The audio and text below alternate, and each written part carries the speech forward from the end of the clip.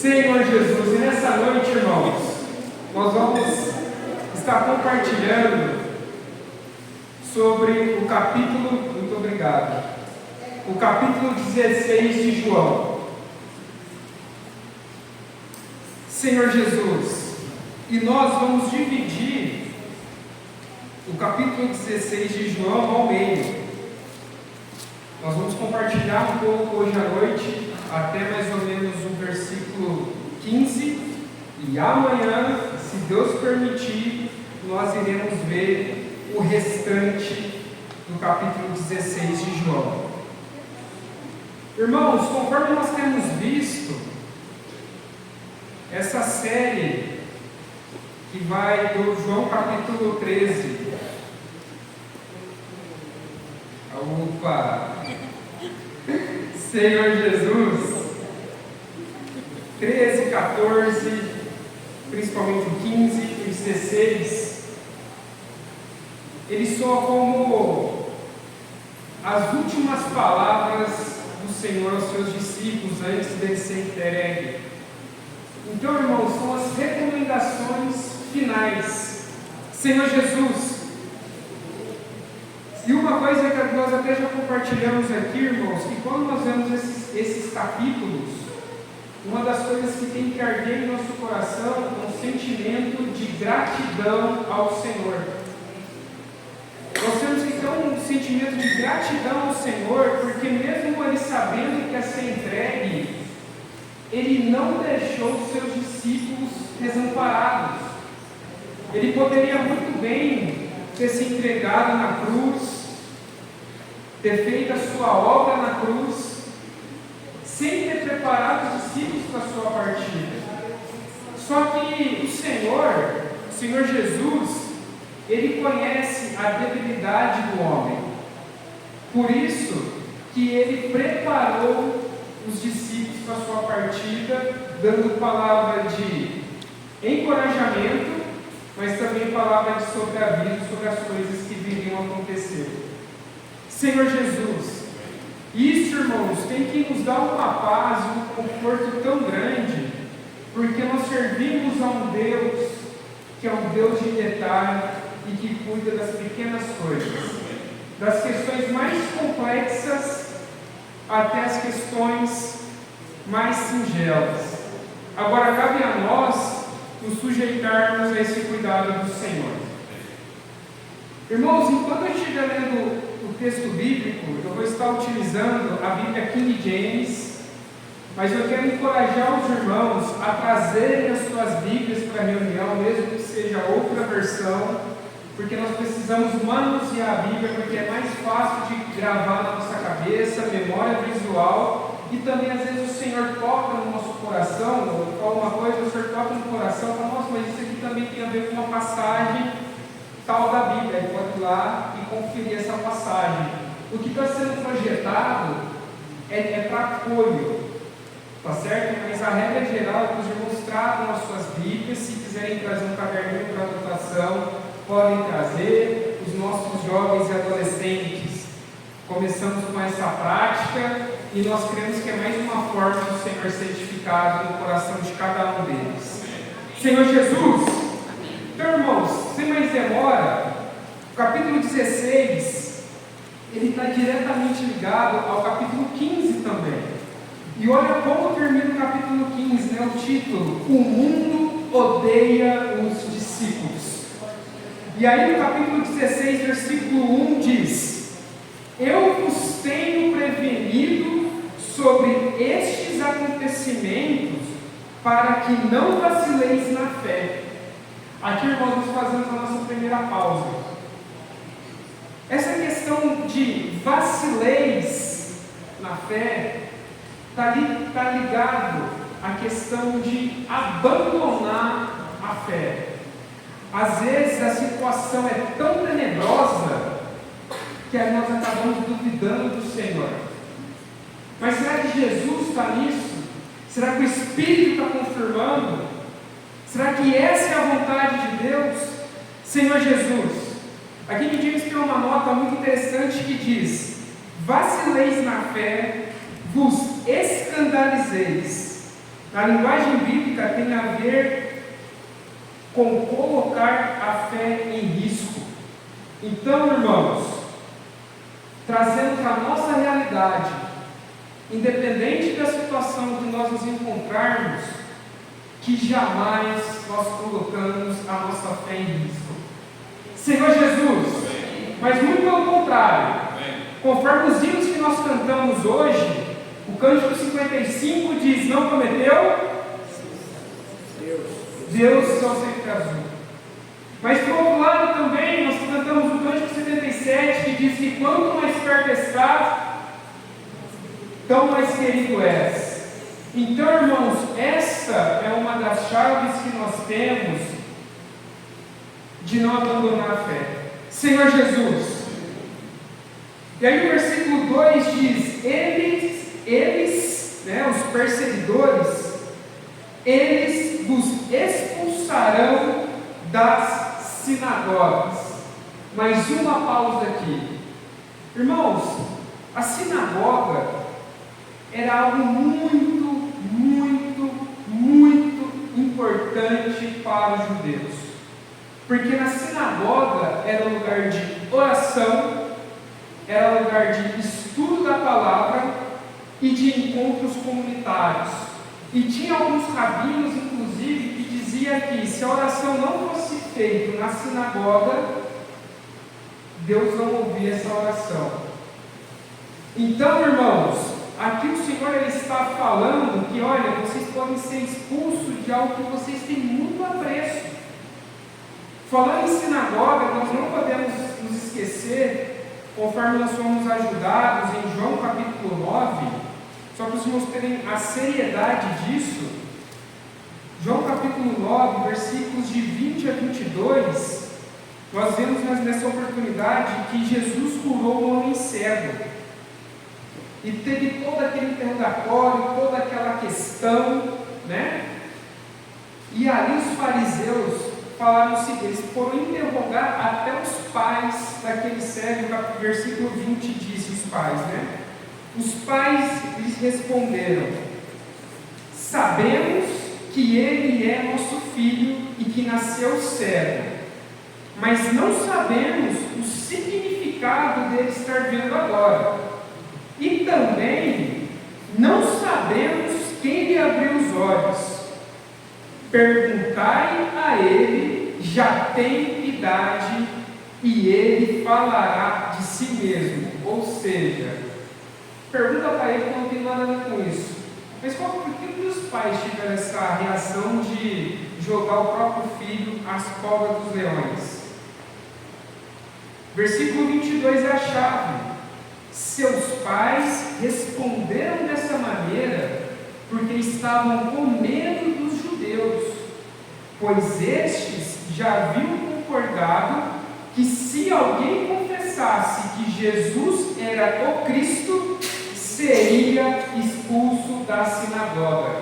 Em outras palavras, seria expulso do viver comunitário e também, segundo eles, da presença de Deus. Então os próprios pais falaram: olha, pergunta para mim, porque eu não quero perder esse livre acesso que eu tenho à sinagoga. Só para vocês verem como que essa coisa estava bem embutida na cabeça dos amados irmãos que viveram naquela época. E aí, terminando sobre essa questão, o versículo 34, que quando o cego ele declara, ele confessa, então concluíram: tu que nasceste repleto de pecados, pretende nos ensinar? E o excluíram. Então eles pegaram e tiraram da comunhão esse cego. E tem uma nota muito interessante que diz que excluir, excomungar, anatemizar, amaldiçoar, expulso do rol dos membros da sinagoga, passaria a ser considerado um servo do diabo e inimigo de Deus. Olha que peso, irmãos. Mas graças a Deus, irmãos, que o irmão Sérgio nos ajudou e tem um versículo, rapaz do céu, que é precioso, que fala: olha, Uma coisa eu sei, que eu era cego, mas agora eu vejo. Irmãos, a partir do momento que nós temos uma visão clara e definida, nós temos que falar dessa visão bem clara e definida aos irmãos e às pessoas que estão ao nosso redor.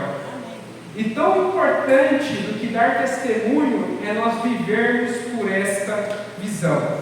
Senhor Jesus, e dando continuidade a João capítulo 16, versículo 2, agora os irmãos estão entendendo que eu reparti o capítulo no meio, né? Senhor Jesus, ele continua dizendo: eles vos expulsarão das sinagogas, que era uma coisa que os judeus tinham de muita importância, e mais, chegará o tempo quando quem vos matar pensará que está prestando um culto a Deus. Irmãos, essa parte B do versículo, nós podemos ver de maneira muito clara na morte do nosso amado irmão Estevão, capítulo 7 de Atos. Senhor Jesus,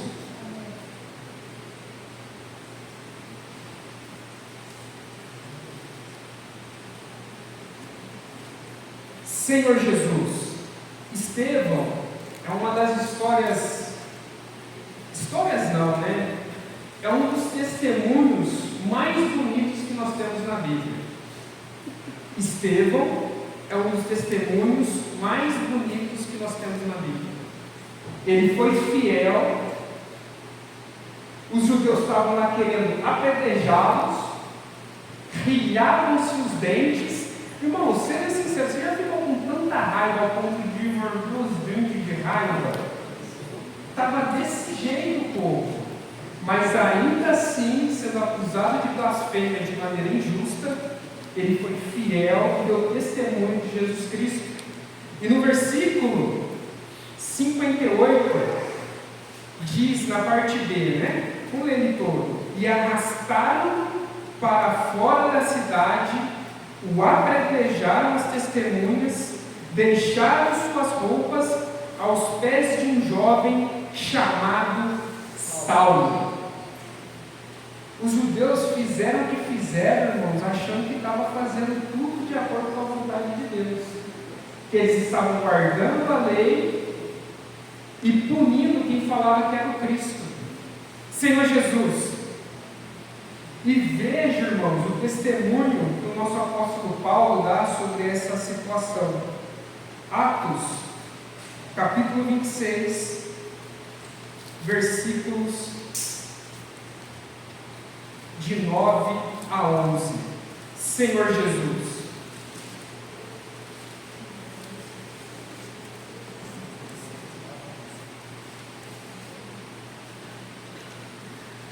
aqui Paulo, ele está conversando com Agripa, e do versículo 9, ele diz o seguinte: eu, igualmente, estava seguro de que deveria me opor ao nome de Jesus, o Nazareno. E foi exatamente assim que procedi em Jerusalém. Havendo eu recebido autorização dos chefes dos sacerdotes, atirei muitos santos ao cárcere, e quando eram sentenciados à pena de morte, eu sempre dava meu voto contra eles. Versículo 11: várias vezes corri de sinagoga em sinagoga com o objetivo de castigá-los, e fazia de tudo para obrigá-los a blasfemar. Em minha fúria obstinada contra eles, atravessei terras estrangeiras para capturá-los. Senhor Jesus, esse é o testemunho de Saulo, que se tornou Paulo, graças a Deus. E aqui, irmãos, eu quero fazer um parêntese muito importante. Nós vimos aqui uma pessoa que apredejava os santos, que punia com rigor, mas, irmãos, ele recebeu uma visão celestial governante. Independente da situação que nós estamos hoje, nós podemos mudar a nossa rota. Paulo, ele foi muito severo com os irmãos, ou melhor dizendo, Saulo foi muito severo, mas quando ele recebeu essa visão governante e a vida dele mudou, rapaz, ele potencializou demais, com a mesma intensidade que ele perseguia o Senhor, que são santos, ele anunciava muito mais o Senhor aos gentios. Irmãos, essa tem que ser a nossa esperança. Da mesma proporção que às vezes nós cometemos pecados, ofendemos ao Senhor, com essa mesma intensidade, nós temos que fazer a vontade do Senhor.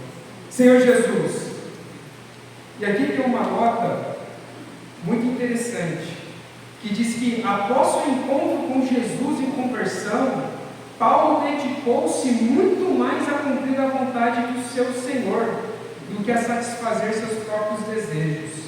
Paulo é o maior exemplo de como uma pessoa perdida e iludida por um sistema de valores e ideias errôneas pode, ao receber a luz de Cristo, converter-se radicalmente de seus maus caminhos e servir a Deus com poder, honra e glória espiritual até a sua morte. Senhor Jesus, essa tem que ser a nossa esperança também, irmãos. E voltando para João capítulo 16, nessa mesma passagem, versículo 3 agora, nós vemos o porquê que eles seriam expulsos da sinagoga e até o ponto de alguns matarem, achando que estavam prestando culto a Deus. E cometerão essas atrocidades porque não conhecem o Pai e tampouco a mim. E aqui, irmãos, mais uma pausa. É muito importante nós termos o conhecimento bíblico, mas é fundamental nós aplicarmos isso na nossa vida. Irmãos, nós estamos conhecendo a vontade do Pai em nossas vidas? Nós estamos sensíveis ao teu falar? Ou será que nós estamos fazendo, achando que estamos fazendo a vontade de Deus e, na verdade, nós não estamos fazendo a vontade de Deus? Essa é uma advertência que o Senhor deixa para nós. Por isso, irmãos, que nós temos que estar sempre perto do Senhor. E quando eu estava vindo para cá, eu estava considerando, irmãos, um hino que é o hino 196. Se os irmãos puderem projetar, eu agradeço. E esse hino, irmãos, o título dele simplesmente é Por Luz. Apenas isso. Por Luz é o título do hino. E é um hino muito famoso no nosso hino que diz: Senhor, remove o véu, faz tua luz eu ver, que eu não me engane mais, mas tudo possa ver. Muito pouco sei de mim, me engana o coração, pois penso certo estar em meu orgulho vão.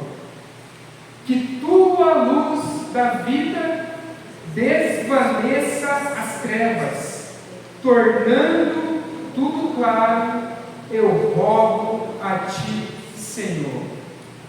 E esses versos 3 e 4, Jesus Cristo: bem menos sei de ti, sou muito doutrinal, mas falta-me a visão do quanto és real.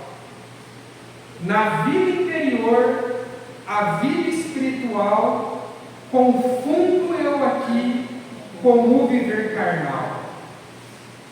Que tua luz da vida desvaneça as trevas, tornando tudo claro, eu rogo a ti, Senhor.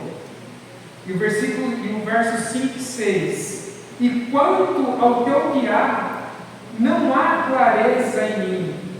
Propenso a me isolar, eu me desvio assim. Já quanto ao teu querer, não sei do seu valor. Trocando pelo meu, rebelde sempre sou. Irmãos, durante a nossa caminhada cristã, às vezes falta-nos visão de quanto que o Senhor é real. Senhor Jesus, por isso, irmãos, que nós temos que sempre pedir ao Senhor para Ele estar removendo os nossos véus, a fim de que nós possamos vê-lo de maneira muito clara, qual é a vontade que Ele tem para as nossas vidas. Senhor, o que eu estou fazendo? É do meu eu natural ou é a sua vontade em mim se cumprindo? Essa é uma das coisas, irmãos, que nós precisamos ter de maneira bem clara. Senhor Jesus, eu quero convidar os irmãos a se porem de pé e vamos orar ao Senhor essa estrofe. Que a tua luz da vida desvaneça as trevas, tornando tudo claro, eu rogo a ti, Senhor. Se os irmãos puderem se colocar de pé, vamos falar uns para os outros. Senhor Jesus,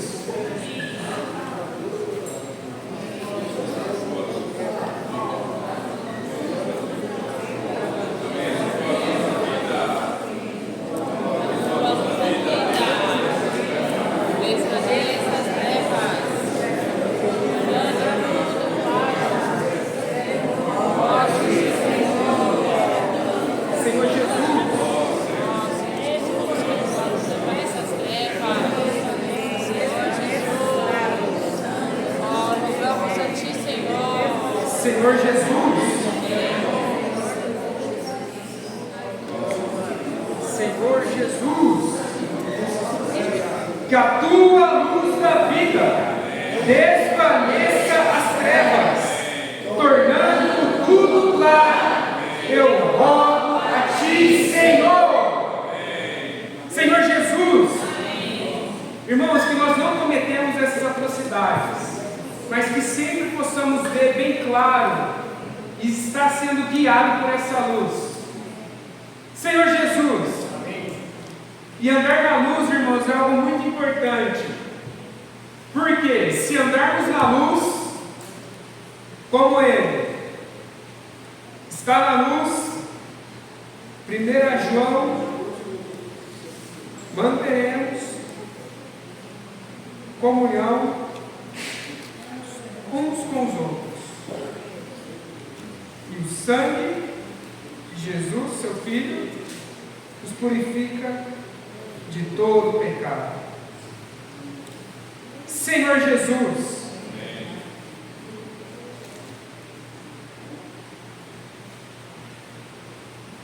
graças a Deus, se confessarmos os nossos pecados, Ele é fiel e justo para nos perdoar todos os pecados e nos purificar de qualquer injustiça. Senhor Jesus, isso é muito importante nós estarmos na luz.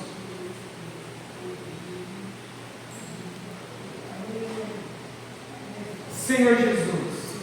E aí o versículo 4 do capítulo 16 de João diz: entretanto, tudo isso vos tenho dito, para que quando o momento chegar, vos lembrar de que eu vos adverti. Não vos disse isso desde o começo, porque eu estava convosco. Senhor Jesus. E o versículo 5 ao 7 diz: agora, porém, eu vou para junto daquele que me enviou, e nenhum de vós me pergunta: para onde vais? Sei que ao dizer-vos sobre o que ocorrerá, o vosso coração foi tomado de tristeza. Aqui, irmãos, Jesus, ele conhece a humanidade, ele gere muito bem as pessoas, e ele tinha consciência de que ao falar essas palavras de despedida, o coração deles foi tomado de grande tristeza. Mas graças a Deus, irmãos, pelo versículo 7, todavia eu vos asseguro que é para o vosso bem que eu parta. Se eu não for, o advogado não poderá vir para vós, mas se eu for, eu o enviarei. E aqui, irmãos, é um dos grandes mistérios que nós temos na palavra, nessa passagem. O Senhor Jesus, ele estava limitado ao tempo e ao espaço. Ele só poderia estar em um lugar por vez. Mas quando ele foi ao Pai, que ele morreu, ressuscitou, ascendeu-se ao céu, o Consolador, que é o Espírito prometido, ele chegou até nós. E hoje ele habita dentro de nós. Senhor Jesus, ele habita dentro de nós. Para ajudar os irmãos a entenderem essa situação que os discípulos, que o Senhor falou aqui aos discípulos,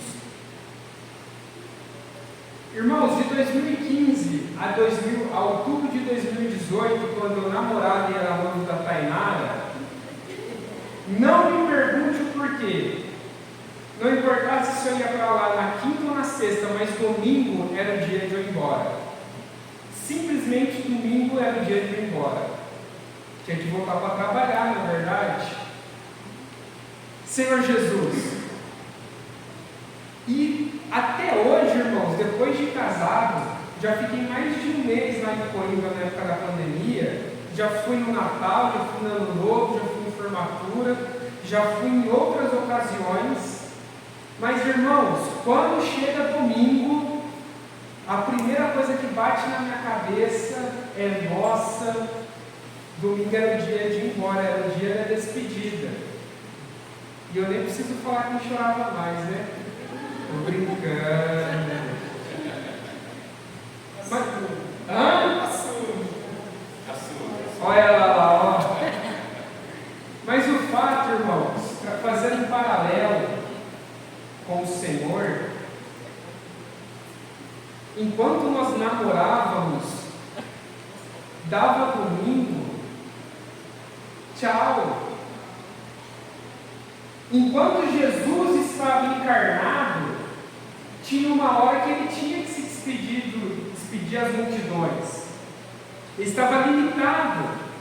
Mas no dia 13 de outubro de 2018 aconteceu um negócio que mudou toda a situação. Olha a cara dela. Que se chama casamento, aleluia. E agora, irmãos, pode dar domingo e eu venho embora. Só que eu não venho mais sozinho. Olha que beleza, a Tainara vem junto comigo. E dessa forma foi o processo do Espírito com o Senhor. Ele foi para o Pai, mas o Consolador veio para nós. E agora, irmãos, não tem mais barreira de distância, não tem mais barreira de horário. Nossa, mas tem uma pessoa lá do outro lado do mundo que está precisando muito mais de Jesus que a mim. Nossa, eu tenho que esperar ele terminar para o Consolador vir até aqui. O Consolador está passando na cidade de Nova Odessa. E como é que fica a cidade de São Paulo? Irmãos, mas graças a Deus, que Ele está em todos os lugares, e principalmente no seu interior, o Senhor Jesus. Isso, irmãos, tem que confortar o nosso coração. Embora no primeiro momento a despedida dói, mas graças a Deus que esse outro Consolador está dentro de cada um de nós. Ele sabia do processo. Senhor Jesus, irmãos, não prometeu Deus do céu sempre azul. Senhor Jesus, mas Ele prometeu descanso, irmãos, por meio desse outro Consolador. Senhor Jesus. E aí, irmãos, no versículo 8: quando então ele vier, convencerá o mundo do seu pecado, da justiça e do juízo. Esse convencerá aqui, irmãos, é de maneira muito forte, é expor, é o famoso sentar olho no olho e trazer todos os argumentos sobre o pecado da humanidade, sobre a justiça divina e sobre o seu juízo. Senhor Jesus, versículo 9: do pecado, porque a humanidade não crê em mim. Do pecado, ele vai convencer o pecado porque a humanidade não crê em mim. Senhor Jesus, irmãos, Atos dos Apóstolos, capítulo 2, versículo 37.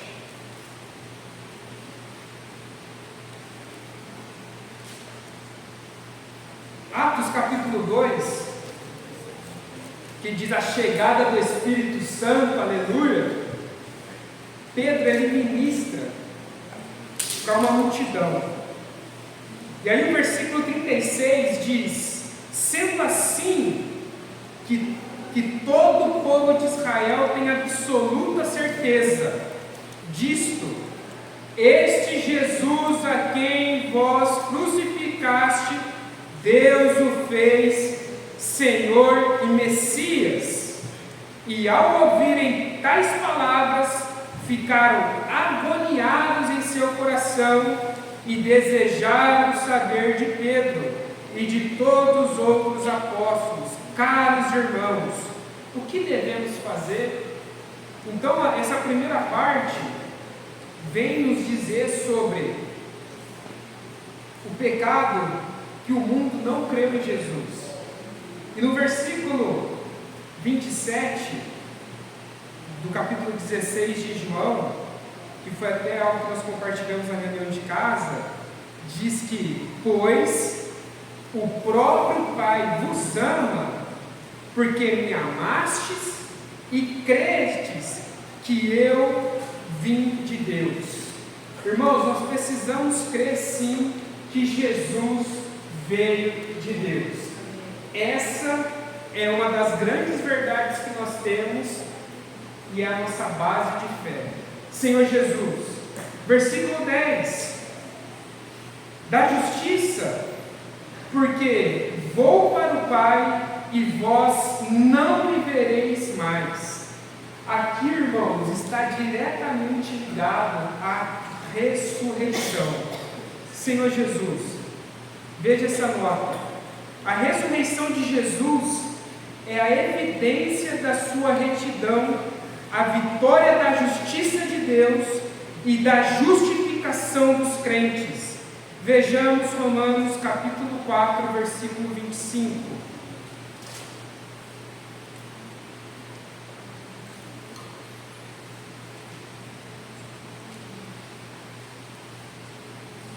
Senhor Jesus,